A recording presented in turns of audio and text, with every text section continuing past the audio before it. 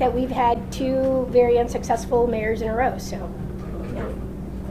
Chicagoans, let me just say this, Chicagoans deserve better. I don't think much about her candidacy. In fact, she tried this already, and apparently Chicagoans did not think too much of her candidacy either.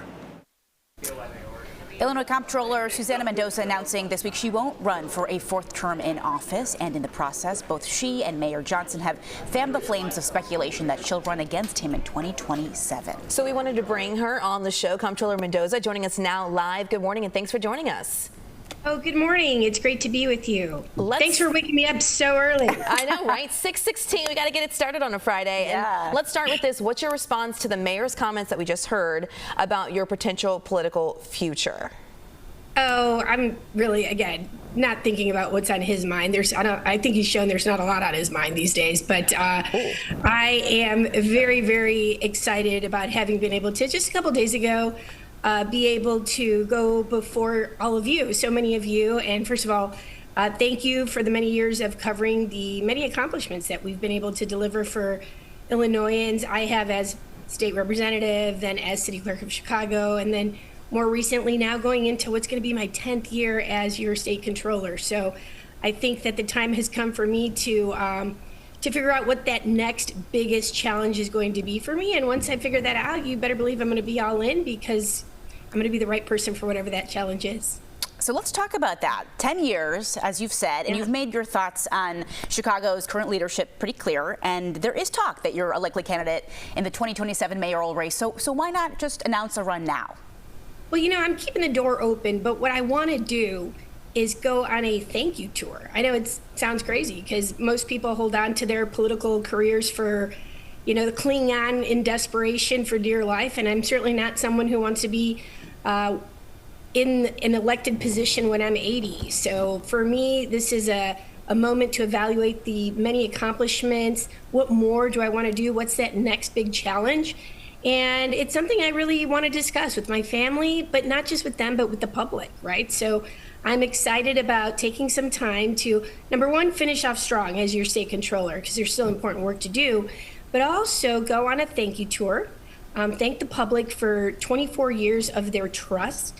In this last election cycle, I was the top vote getter in the state of Illinois, even though I have the least known title in all of government existence. And it's not a popularity contest, but what it does mean is that on election day in 22, I had the most amount of voters in the state of Illinois trust me to do the job for them. And so that means something to me, and I want to say thank you for that level of trust. And I also want to hear from them. Where do they think that I can have the biggest impact for our city and for our state, for what I've really dedicated my life and service to? So that's what I'm excited to do. I want to do a little bit more listening and less talking over the next few months.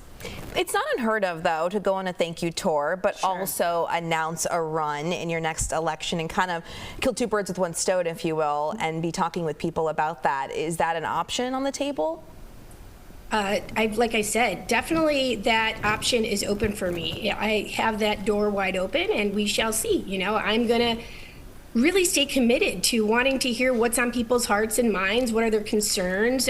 Where do they think that I can have the biggest impact in my next chapter of my life? So I've been thrilled to have 24 years of the public's trust. And if I decide to throw my hat in the ring officially and get to work, it'll be because I am 100% all in and will be the person that can do the job better than anyone else. So that's always how I've operated. I've always looked for maximum impact, to provide maximum impact. And I don't ever want to be in a position where I don't feel continuously challenged. So that's kind of the point in my life that I'm at. I'm 53. I've had a ton of experience under my belt as a legislator, as an executive manager of 2 large offices now, and certainly as a financial officer for the state. So definitely have a lot to offer, but it's a big decision that is not just mine to make. So it's I want to hear from the public. All right, and I'm listening. So I'll see you on that tour. And if you see me around, please say hi. Likewise. And you know, if and when you do announce it, we'd love to have you back to talk more about just the real issues that you think are on the table and why you do think that you could potentially do better than the two predecessors. So thank you, Comptroller Mendoza, for joining us here on the show. For sure. Thanks for having me, and I'll be happy to share those. But right now, I want to hear them directly from the people. I think that's their voice is the one that matters most right now. Thank you. Thank you. It's open. It's on the table right now as the thank you tour begins. Thanks, Comptroller Mendoza. Good morning to everyone. Bye-bye. Bye-bye. And here's a look at what's coming up at 7 here on CBS. Coming up on